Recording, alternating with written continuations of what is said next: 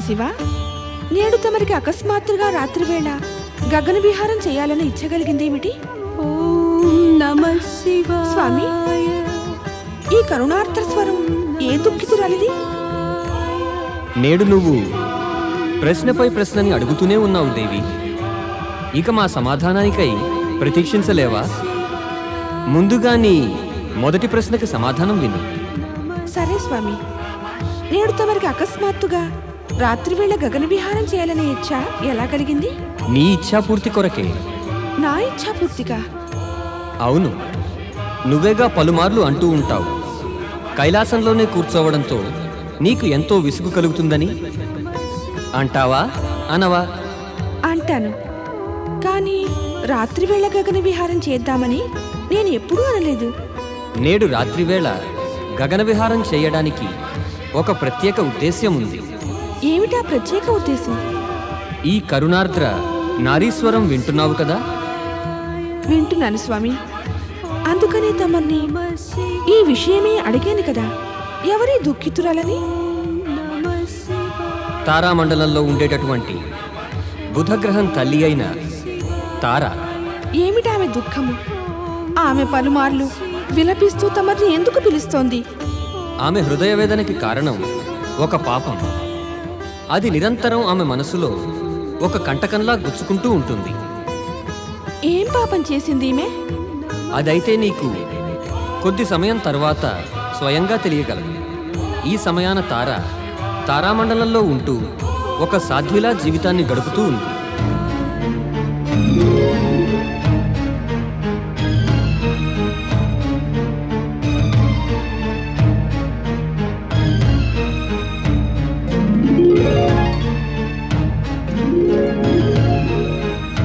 స్వామి, స్వామి, అకస్మాత్తుగా తమ మస్తకంపై చంద్రదేవుడు అదృశ్యుడయ్యాడే?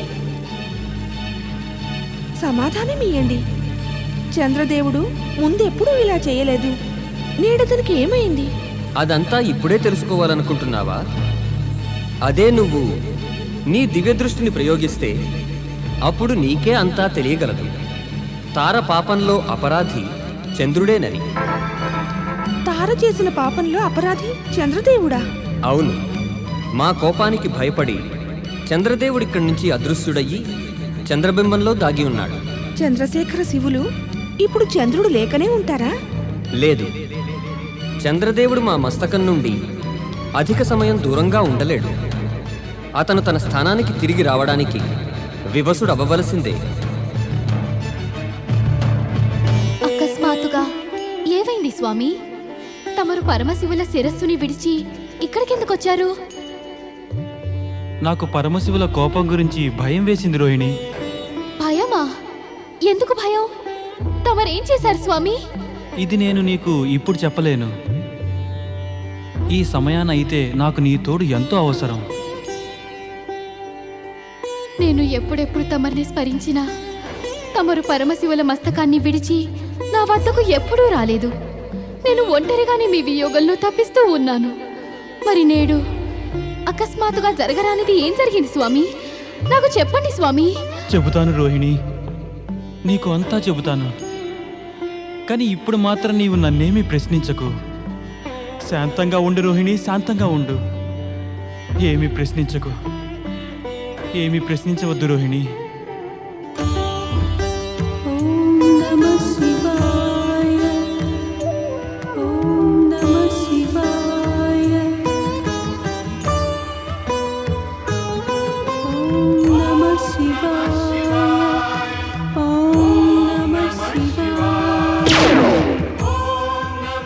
మాతా, నీ ఈ కరుణార్ద్ర స్వరం నా గుండెల్ని పిండి వేస్తోంది. నీ దుఃఖానికి కారణం ఏమిటి మాతా? పుత్ర బుధ. అవును మాతా, నాకు చెప్పు. నీ ఈ దుఃఖాన్ని దూరం చేయటానికి నేను ఏం చేయాలి?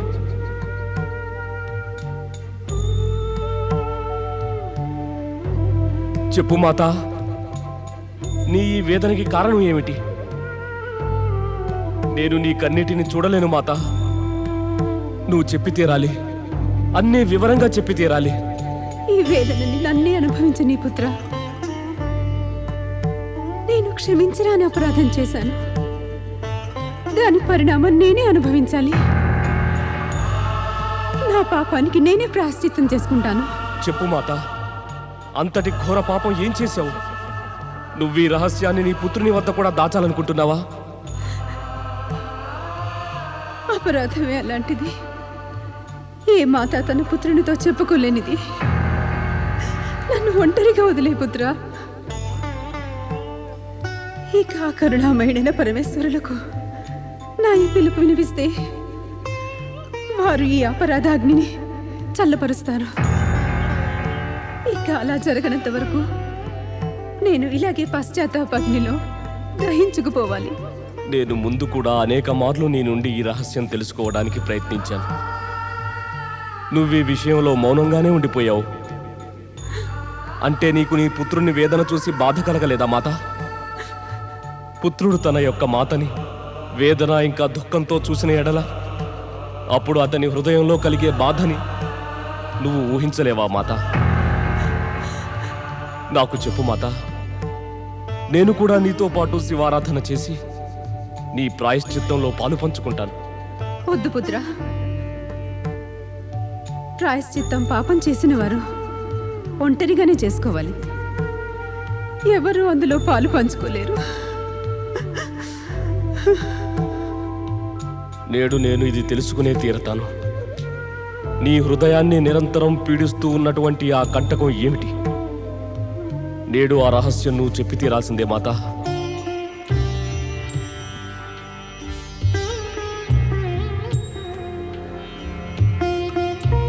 తార యొక్క విలాప స్వరం అకస్మాత్తుగా ఆగిపోయింది స్వామి. ఇది తెలుసుకోవటానికి మనం తార వద్దకు వెళ్లాల్సి ఉంటుంది. మేము ఆమె కరుణార్ద్ర పిలుపుకి సమాధానం కూడా ఇయ్యాలి కదా. అయితే పదండి స్వామి.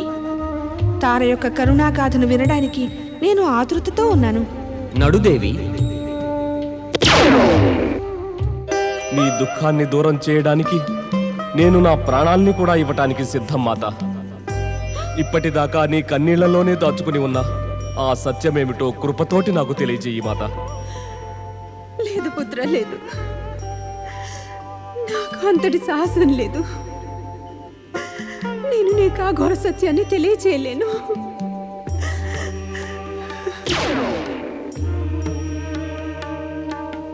తారా, మాత, మాత, నన్ను ఈ పాపబంధం నుంచి ముక్తురాల్ని చేయండి. నేను ఈ బాధని ఇంకా ఇంకా సహిస్తూ ఉండలేను. ధైర్యాన్ని వహించు దేవి తారా. లే.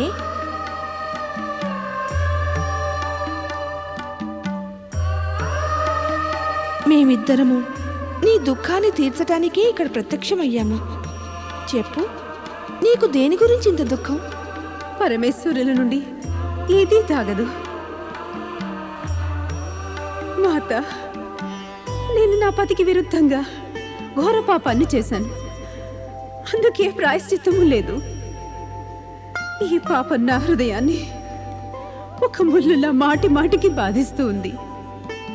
దేవి తారా, ప్రాయశ్చిత్తానికై మార్గము లేనట్టి ఏ పాపము కూడా లోకంలో లేదు. నీ ఈ పాపంలో నువ్వు ఒంటరిదానవు కాదు. మా వలన పలుమార్లు రక్షించబడేటటువంటి మా శిరస్సు శోభను పెంపొందించేవాడైన చంద్రదేవుడు కూడా నీతో పాటు ఈ పాపంలో సమ్మిళితుడే.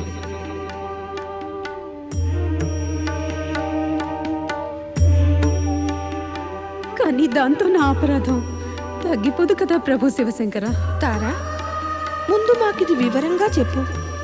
ఏ పాపానికై ఇంతగా బాధపడుతున్నావు? అది ఎలా ప్రారంభమైంది?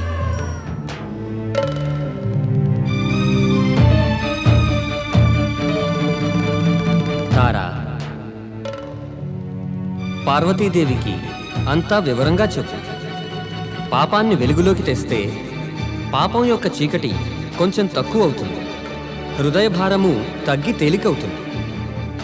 అత్రి అనసూయల పుత్రుడు సుకుమారచంద్రుడు నా స్వామి బృహస్పతి వద్దకు శిక్షణకు వచ్చినప్పుడు మొదటి దృష్టిలోనే నా చంచల మనస్సు చంద్రుని సౌందర్యానికి ఆకర్షితమైంది. చంద్రుడు చంచలుడే కదా. ఇక అతని మనస్సు నా రూపానికి మోసపడింది.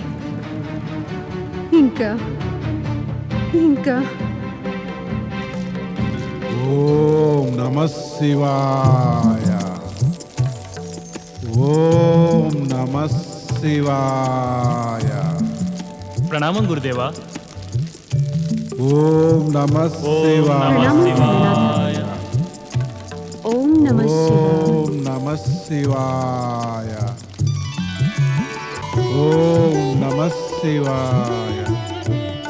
ఓం నమః శివాయ. ఓం నమః శివాయ. ఓం నమః శివాయ. ఓం నమః శివాయ. ఓం నమః శివాయ. ఓం నమః శివాయ. ఓం నమః శివాయ. ఓం నమః శివాయ. ఓం నమః శివాయ. ఓం నమః శివాయ. ఓం నమః శివాయ. ఓం నమః శివాయ.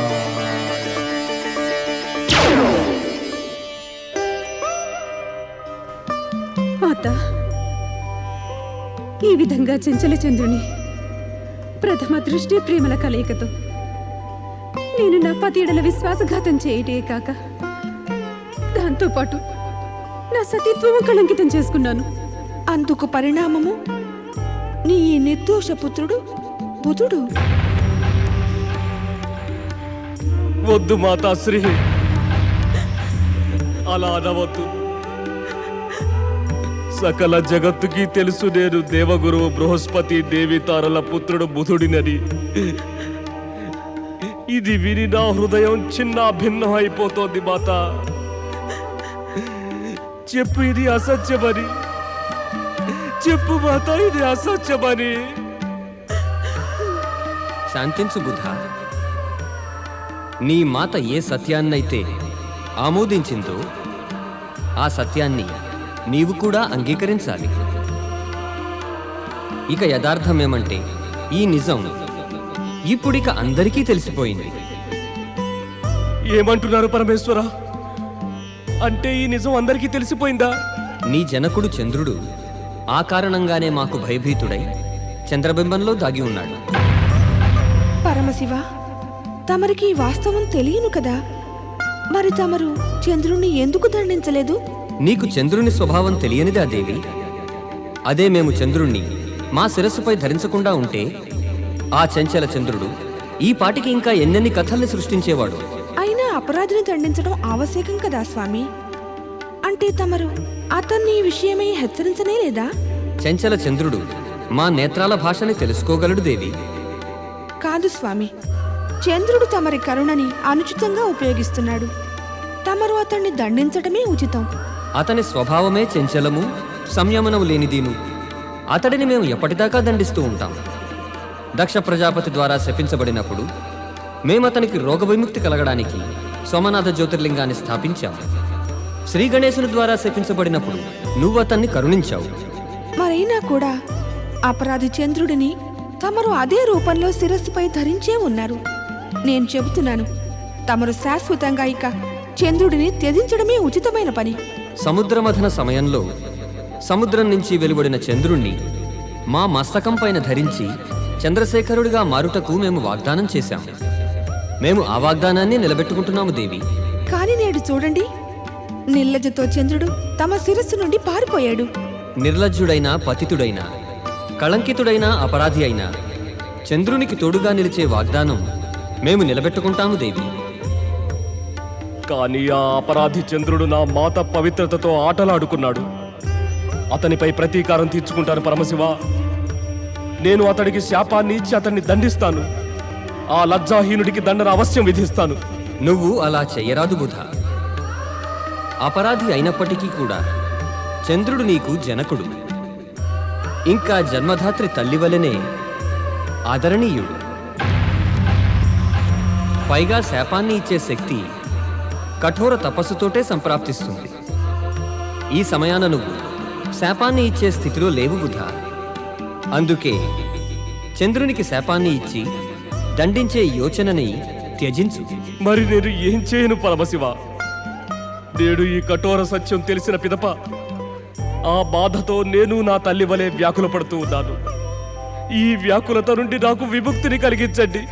ధన్యుడా దేవగురువు బృహస్పతి. ఆయనకి అన్ని విషయాలు తెలిసి ఉండి చంద్రుడు తారలకి శాపాలని ఏలేదు. ఈ మహనీయత కారణంగానే బృహస్పతికి దేవగురువు స్థానం సంప్రాప్తించింది. ఓం నమః శివాయ.